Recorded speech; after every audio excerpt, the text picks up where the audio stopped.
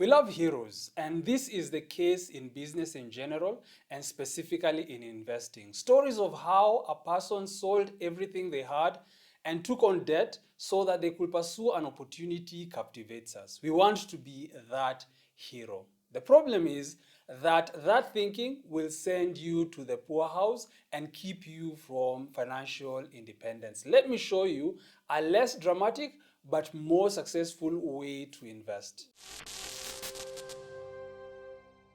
The chance to make a lot of money can drive you crazy. You can act without thinking, like a teenager who is in love. When you hear that people are making a lot of money in an investment, you can jump right in. You throw all your savings into that scheme, and if that is not enough, you might go out and get a loan to top up. While all this is going on, you can think that you know what you are doing. After all, how are you supposed to become wealthy if you do not take risks?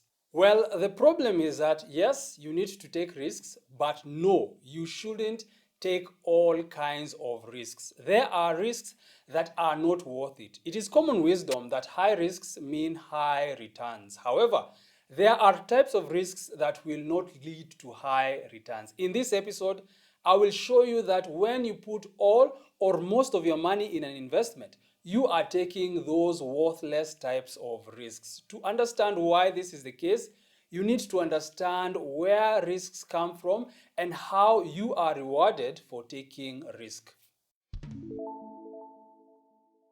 When you invest, you are expecting to receive a certain level of profit. Take a government bond, for example. If you expect to earn 11% interest from it, then you can be sure you will receive 11%. The bond is a low-risk investment because you are sure you will receive what you expect.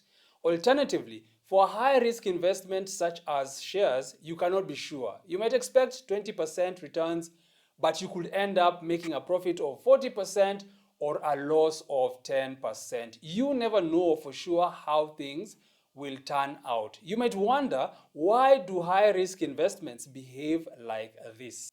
Imagine you want to travel from Nairobi and arrive in Mombasa at 3 p.m. A low-risk option might be for you to use the SGR, since if your ticket says that you will arrive at 3 p.m., you can be sure that you will arrive at 3. This is because the train will leave on time and it won't break down, so there are no delays. The older trains, on the other hand, are a different story. I remember when I was in high school, we used a train to travel to the coast.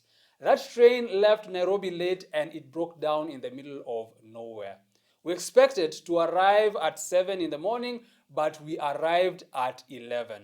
Those things that can make the train run late and so cause you to be uncertain about the time you will arrive are the sources of risk. We can apply this idea to a business such as a supermarket. One of the things that will make a supermarket high risk or low risk is the number of customers that visit it every day. A supermarket in an area like a popular stage where it can get a good stream of customers will earn predictable returns. A supermarket in a remote area where the customers are irregular will have an uncertain future. If you invest in the first supermarket, it will be a low-risk investment. You can be sure that you will receive the returns that you expect. The second one is high risk because you can never be sure how much money you will make in a particular month. But can you really invest in the low-risk supermarket and still receive high returns? No, and this is why. When other people notice you are making a lot of money, they will open other supermarkets nearby so that they can also make a lot of money. After a while, that supermarket that was low risk and making high profits will see its profits fall because of the competition. This happens in most businesses and is the reason investments that are low risk have low returns. Competition will make sure that high returns reduce and become low to match the low risk. A low-risk business can continue to earn huge profits in rare situations. Going back to the supermarket example, If you need a lot of money to set up a supermarket, then this can act as a barrier that prevents competition. Since most people will not have that capital, the low-risk supermarket can continue to make high returns. There can be other barriers that prevent competition, such as super expensive licenses for telecom companies. If the barrier remains, a low-risk business can have high returns. For most business though, these barriers do not exist, and therefore low-risk businesses have low returns. What this means is that for you to make high returns, you will need to take risks that other people are not willing to take.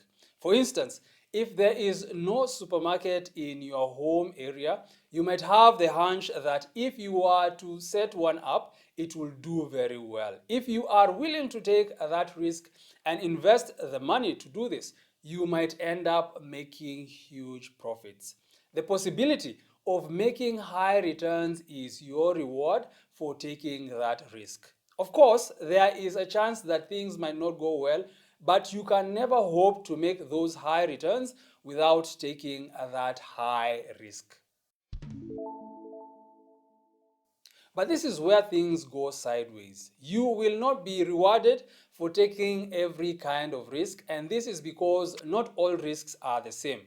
There are some risks that affect every business in an economy. For example, in Kenya, all businesses will face the same political risk during election years. Some businesses will be affected more than others, but they will all feel the effect. However, there are other risks that affect some businesses and not others. For example, a farming business will be affected by the rain season, but a business that imports cars will not be affected by this.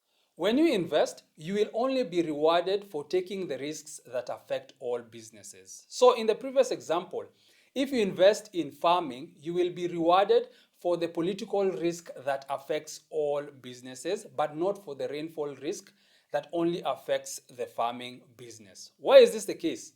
Investing is competition, and you are competing against people who are diversified. They will have invested in farming, in supermarkets, in car import businesses, and other things. They will care about the political risk because it will affect all their investments. However, they will not care about the rain as much because it is only affecting one of their investments. So if you put all your money in one investment, for example, the farming, the returns you will be getting will not be enough to reward you for all the risk you are taking. The people who are diversified will be able to bear lower returns than you. This will push the returns lower. When you compare the risk that you are taking in that one agricultural business against the returns you are getting, then the risk will not be worth it. In the short term, this might not be a big deal, but when you make it a habit, the risk is going to catch up with you eventually. In the long run, you will lose if you keep putting most of your money in a few investments, no matter how high the returns are. Now that you know you should not put most of your money in one thing, even if it has high returns, how should you go about diversifying your investments? To be diversified, the different investments need to actually be different. What do I mean? Going back to the farming business, growing potatoes and growing cabbages is different, but not different enough. They are both affected by the climate and other similar things. They might sometimes perform differently, but not different enough to give you the benefits of diversification. If you invest in things that are different and yet similar, you will still be taking risks that will not be rewarded.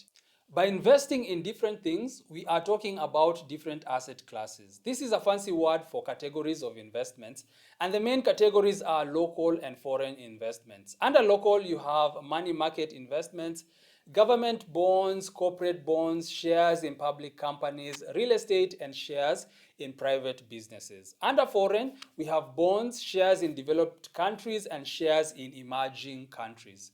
Emerging countries are countries like China, India, and Brazil.